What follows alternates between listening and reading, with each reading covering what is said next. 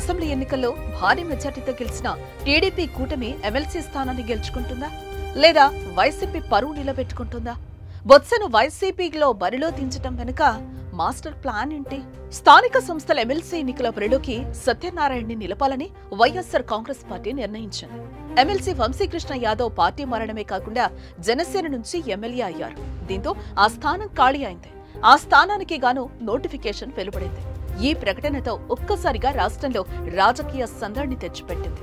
అందున అందరినీ ఆకర్షిస్తున్న విశాఖ ఈ ఎన్నికకు కేంద్రం కావడంతో రాజకీయ ప్రాధాన్యత కూడా సంతరించుకుంది.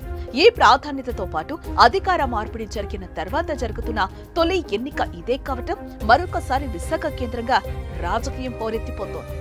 వాస్తవానికి అధికార తెలుగుదేశం పార్టీ రాజకీయ ఆలోచన ఏంటో ఇంకా అయితే స్పష్టం కాలేదు. కానీ ప్రతిపక్ష వైఎస్సార్ కాంగ్రెస్ పార్టీలో మాత్రం హడావిడి ఆరంభమైంది. అభ్యర్థి ఎవరు అన్న అంశం మీద రాజకీయ చర్చ గడిచిన వారం రోజులుగా నడుస్తోంది. అత్యధిక మంది మాజీ ఉప ముఖ్యమంత్రి బోడి ముత్యాల నాయుడిని ఎమ్మెల్సీ బరిలోకి దింపుతారని తొలుత ప్రచారం జరిగింది. అలా అని ఇలా అని మరికొన్ని పేర్లు కూడా ప్రస్తావించబడింది. కానీ ఇటీవల విశాఖ జిల్లా నాయకులతో జగన్మోహన్ రెడ్డి చేపట్టిన సమావేశం అభ్యర్థి విషయంలో అభిప్రాయాలను సేకరించింది. ఎట్టకేలకు విశాఖ స్థానిక సంస్థల ఎమ్మెల్సీ అభ్యర్థిగా సీనియర్ నాయకుడు బొత్స సత్యనారాయణ ఖరారు చేసింది. ఇప్పటికైతే ఇది సంచలనమేనని చెప్పక తప్పదు. ఇక ఇప్పుడేమో బొత్సని విశాఖ నుంచి దింపడంలో ఉన్న వ్యూహం ఏంటి అన్న చర్చకు తెరతీసినట్లయింది. నిజానికి ఈ విషయం బొత్సకు ముందే తెలుసా? అధిష్టానం తనతో చర్చించిందా? బొత్స వైపు జగన్మోహన్ రెడ్డి చూపు సారించడంలో ఉద్దేశం ఏంటి? ప్రస్తుత దశలో బొత్స అధిష్టాన నిర్ణయానికి కట్టుబడంలో ఉన్న చతురత ఏమై ఉంటుంది? ఇప్పుడు ఈ ప్రశ్నలన్నీ సొంత పార్టీలోనే కాదు, అధికార టీడీపీలో కూడా చర్చ నడుస్తోంది. విశాఖ జిల్లా మాట ఎలా ఉన్నా విజయనగరం జిల్లాలో అయితే రాజకీయంగా సంచలనంగా మారింది. ప్రశ్నలు ఊసుల మాట ఎలా ఉన్నప్పటికీ బొత్స విశాఖ మీద పెట్టుకున్న నమ్మకం నెమ్మదిగా పెంచుకున్నట్లుగానే కనిపిస్తోంది. రాజశేఖర రెడ్డి కొలువులో అమాత్యుడిగా రాణించిన నాటి నుంచి రాష్ట్ర స్థాయిలో తన పేరుకు ఓ బ్రాండ్ ని క్రియేట్ చేశారు. ఆ చొరవ, ఆ దూకుడు వలనే అధిష్టానానికి చేరువయ్యారు. పిసిసి అధ్యక్ష స్థానాన్ని అధిష్ఠించారు. ఉమ్మడి రాష్ట్రంలో తనకంటూ ఓ గ్రూప్ ని ఏర్పాటు చేసుకోగలిగారు. బలమైన నాయకుడిగా అనతి కాలంలోనే ఎదగడం వలనే ఉమ్మడి రాష్ట్ర ముఖ్యమంత్రి రేస్లో నిలిచారు. చివరి క్షణంలో కిరణ్ కుమార్ రెడ్డి సీఎం అయ్యారు. ముఖ్యమంత్రి లేకపోయినప్పటికీ రాజకీయంగా మాత్రం తనకంటూ ప్రత్యేక ముద్రను, ప్రత్యేక అడుగులను వేయగలిగారు. ఇందులో రాష్ట్ర విభజన, కాంగ్రెస్ పార్టీ ఘోరంగా పరాజయం పాల్గొనడం వంటి కీలక పరిణామాల నేపథ్యంలో మారిన రాజకీయ పరిస్థితులను లెక్కలు వేసుకుని బొత్స నాటి ప్రతిపక్ష పార్టీ అయిన వైఎస్సార్ కాంగ్రెస్ పార్టీలోకి చేరారు. 2019 ఎన్నికల్లో విజయనగరాన్ని క్లీన్ స్వీప్ చేయించగలిగారు. జిల్లా మంత్రిగా జగన్మోహన్ రెడ్డి కొలువులో స్థానం సంపాదించుకున్నారు. అంచెలంచెలుగా పార్టీలో కూడా తన స్థానాన్ని బలపరుచుకుంటూ వచ్చారు. మొన్నటి ఎన్నికల నాటికి విజయనగరం మీద తన పట్టును మరోసారి నిలుపుకున్నారు. తనని దాటి ముందుకు అడుగు వెయ్యాలని అనుకున్న వారికి చెక్ పెట్టారు.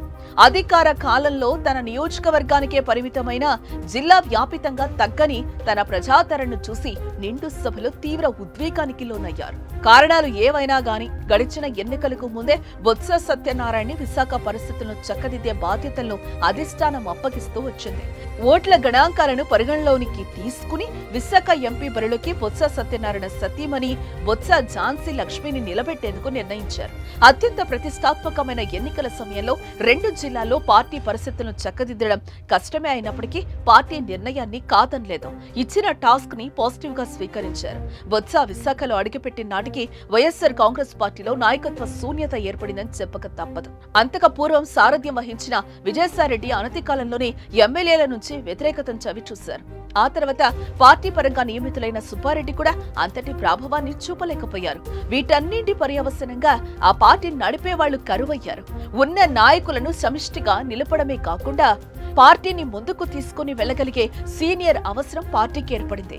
ఎవరి ప్రయోజనాలు ఎలా ఉన్నప్పటికీ కలిసి వచ్చిన అవకాశాన్ని చేజెక్కించుకున్న బొత్స విశాఖలో ప్రత్యక్ష రాజకీయానికి నడుం కట్టారు. అప్పటికే అక్కడి నాయకులతో కాంగ్రెస్ పార్టీ నుంచి సంబంధాలు ఉండటం వలన మింగిలి కావడానికి పెద్ద సమయం ఏం పట్టలేదు.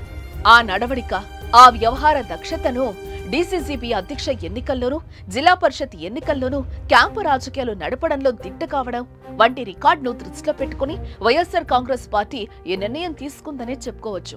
ఎందుకంటే ఈ ఎమ్మెల్సీ నియోజకవర్గ పరిధిలో ఎక్స్ అఫిషియో మెంబర్లతో సహా 841 ఓట్లున్నాయి. వీటిలో వైఎస్ఆర్ కాంగ్రెస్ పార్టీకి 615 ఓట్లుండగా టీడీపీకి 215 ఉన్నాయి. ఖాళీగా 11 ఉన్నాయి. అంటే స్పష్టమైన సంఖ్యాబలం వైఎస్ఆర్ కాంగ్రెస్ పార్టీకి ఉందని చెప్పడంలో సందేహించనక్కర్లేదు. అయితే టీడీపీ అధికారంలోకి వచ్చిన నాటి నుంచి స్థానిక సంస్థల నుంచి పార్టీ మారేందుకు చాలా మంది ఉత్సాహపడుతున్న సందర్భాలు లేకపోలేదు. ఇదే విశాఖలో 11 మంది కార్పొరేటర్లు ఒకే రోజున వైఎస్ఆర్ కాంగ్రెస్ పార్టీని వీడారు. టీడీపీ గూటికి చేరారు. అయినప్పటికీ విశాఖ కార్పొరేషన్ లో ఇప్పటికే వైఎస్ఆర్సీపీకే బలం ఉంది. ఈ బలబలాలను పరిగణలోనికి తీసుకుంటే బొత్స గెలుపు కష్టమేమీ కాదని చెప్పుకోవచ్చు. కాకపోతే అధికార టీడీపీ అనుసరించే వ్యూహం ఏ విధంగా ఉంటుందన్నదే ప్రస్తుతానికి అందరినీ తొలిచేస్తున్న ప్రశ్న. ఎందుకంటే ఉమ్మడి విశాఖ జిల్లాలో మొన్నటి ఎన్నికల్లో 2 స్థానాల్లో మాత్రమే వైఎస్ఆర్సీపీ గెలుపొందింది. మిగిలిన స్థానాలన్నీ కూడా కూటమే కైవసం చేసుకుంది. ఈ పరిస్థితుల వలని రాజకీయం రసకందాయంగా మారిందని చెప్పుకోవచ్చు.